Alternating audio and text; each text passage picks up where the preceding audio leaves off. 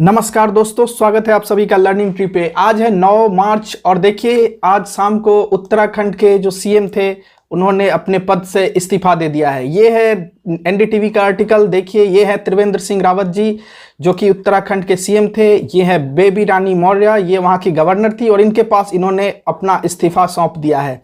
तो क्या वजह बनी जिनके कारण इन्हें इस्तीफा देना पड़ा और ये किस तरह से काउंट किया जाएगा as a turmoil in the politics of Uttarakhand? Is it the step of leadership correction by the BJP? तो बहुत कुछ है यहाँ पर जानने के लिए। कौन होंगे नेक्स्ट सीएम, क्योंकि गवर्नमेंट फॉल नहीं हुई है, सिर्फ सीएम ने अपना रेजिग्नेशन सौंपा है। तो कौन होंगे नेक्स्ट सीएम, बहुत कुछ है यहाँ जानने के लिए। So let's begin.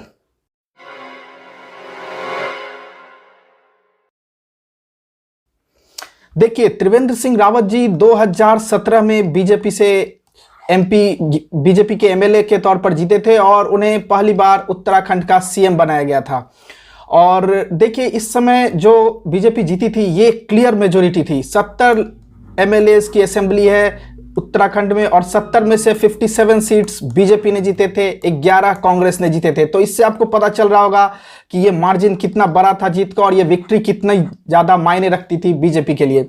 लेकिन हुआ क्या, 2017 के बाद से उत्तराखंड में कुछ ऐसी परिस्थितियां बनी जिसके कारण वहां पे जो सीनियर लीडर्स थे और भी जो अभिज्ञ वहां के नेता थे उनके बीच और सीएम के बीच कम्युनिकेशन कम हुई और यही कारण बनी एक रिजेंटमेंट की। उन लोगों के अंदर में एक क्रोध या क्षुब्धता जिसे कहते हैं वो उत्पन्न हुई और उसके कारण ये धीरे धीरे बड़ी आकार लेती गई। मिसकम्युनिकेशन के कारण यहाँ की गवर्नमेंट के बीच में अपने तालमेल कमते गए, लोगों से इनका संपर्क धीरे धीरे कमता गया और यही कारण बना कि रावत को, त्रिवेंद्र सिंह रावत को, जहां पे भी मैं मिस्टर रावत नोटिफाई करूंगा इसका मतलब होगा the ex CM of Uttarakhand, that is Trivendra Singh Rawat. तो त्रिवेंद्र सिंह रावत जी को अपना रेजिग्नेशन सौंपना पड़ा। देखिए 4 साल पूरे करने में महज 9 दिन बाकी थे। Only 9 days were left to complete his 4-year tenure और 9 दिन पहले ही उन्हें अपना इस्तीफा सौंपना पड़ा। इससे पहले आपको पता होगा 1-2 दिन से ही उत्तराखंड की राजनीति बहुत गर्म थी। लगातार त्रिवेंद्र सिंह रावत और जो सेंट्रल के जो टीम है बीजेपी की लीडरशिप है उनके साथ लगातार बातें चल रही थी। सेंटर की लीडरशिप उत्तराखंड गई भी थी, वहाँ के एमएलए से उन्होंने बात किया, वहाँ के लोगों से बात किया और एक आभास सा होने लगा था कि जो 2022 में जो असेंबली इलेक्शंस होने वाले हैं उसके लिए एक आभास हो गया था कि शायद यहाँ पर अब बीजेपी की सरकार नहीं बने और इसीलिए ये एक करेक्शन स्टेप के तौर पे देखा गया, बीजेपी की तरफ से लिया गया कि नहीं, हमें पहले से ही प्रोएक्टिवली वर्क करके और यहाँ पर कुछ अच्छे रिफॉर्म्स लाने पड़ेंगे। देखिए ये है 2017 के इलेक्शंस के जो समरी रिजल्ट्स यहाँ पर आप देख सकते हैं और जो फीडबैक दिया वहाँ के एमएलएज ने वो सीधा पॉइंट करता था कि सीएम जो है वो बिलो पार परफॉर्मेंस उनका रहा है और ये कॉस्ट कर सकता है पार्टी को जो आने वाले इलेक्शन है इन फरवरी। तो यही मेन वजह थी कि पार्टी अपनी छवि को फिर से वापस एक रिबिल्ड करने के लिए उन्होंने एक रिसफल किया है सीएम के लिए और शायद कैबिनेट में भी हमें रिसफल देखने को मिले। तो देखिए रावत जी इसलिए भी इस चर्चा में रहे थे कि जो चमोली में जो फ्लैश फ्लड आए थे, जो आपको पता होगा ग्लेशियल आउटबर्स्ट के कारण हुए थे, तो इस फ्लड को भी इन्होंने ठीक तरह से टैकल नहीं किया था। इसके अलावा आपको पता होगा सुप्रीम कोर्ट ने कुछ कुछ जगह पर कंस्ट्रक्शंस पे रेस्ट्रिक्शंस लगाए थे, तो उन चीज़ों को भी इन्होंने ओवरलुक करके वहाँ कंस्ट्रक्शंस अलाउ कराए थे। इसके लिए भी एक कंट्रोवर्सी में रहे थे। और उत्तराखंड, देखिए राजनीति में उत्तराखंड की एक अहम भूमिका इसलिए भी बनती है क्योंकि ये हिंदू प्रदेश है और उससे भी बड़ी बात है कि यहाँ पर हमारे केदारनाथ, बद्रीनाथ जैसे पवित्र बहुत सारे तीर्थ स्थान है। तो देखिए नेक्स्ट क्वेश्चन जो आता है हर किसी के मन में, तो त्रिवेंद्र सिंह रावत जी ने तो इस्तीफा दे दिया, तो who will be the next contender for the CM post?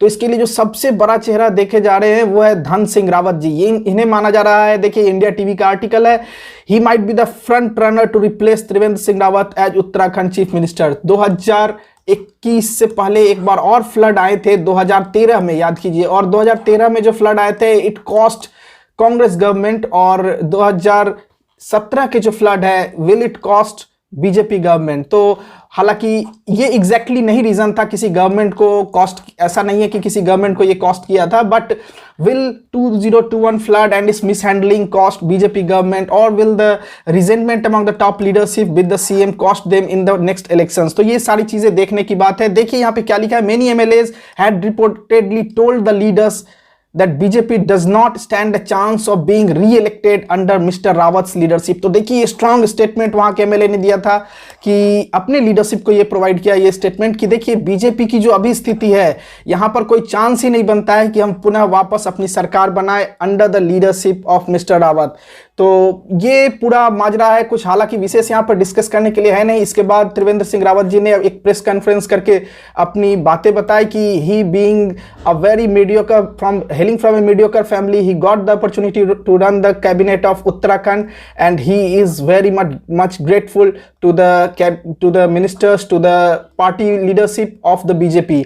तो हालांकि उन्होंने बहुत ही संवेदनशील रूप से अपना इस्तीफा सौंपा है और उसके लिए उन्होंने कोई विशेष करके कोई कारण नहीं बताए हैं, लेकिन सबको ये हल्का हल्का आभास हो रहा था कि आज न कल होने वाला है और यही हुआ है। तो आज के लिए इतना ही। कौन बनेंगे नेक्स्ट सीएम ये तो अभी वक्त बताएगी। हालांकि त्रिवेंद्र सिंह रावत जी ने कल का समय कहा है कि कल दिल्ली ये डिसाइड करेगी, दिल्ली की जो लीडरशिप है कि कौन बनेंगे नेक्स्ट सीएम के candidate.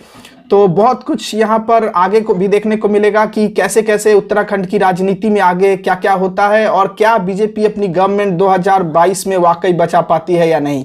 So a lot to discuss in the next video. जब ऐसा कुछ आएगा, परिवर्तन कुछ होगा तो हम लोग बहुत इस पे फिर से चर्चा करेंगे। तो आज के लिए इतना ही। Have a nice day.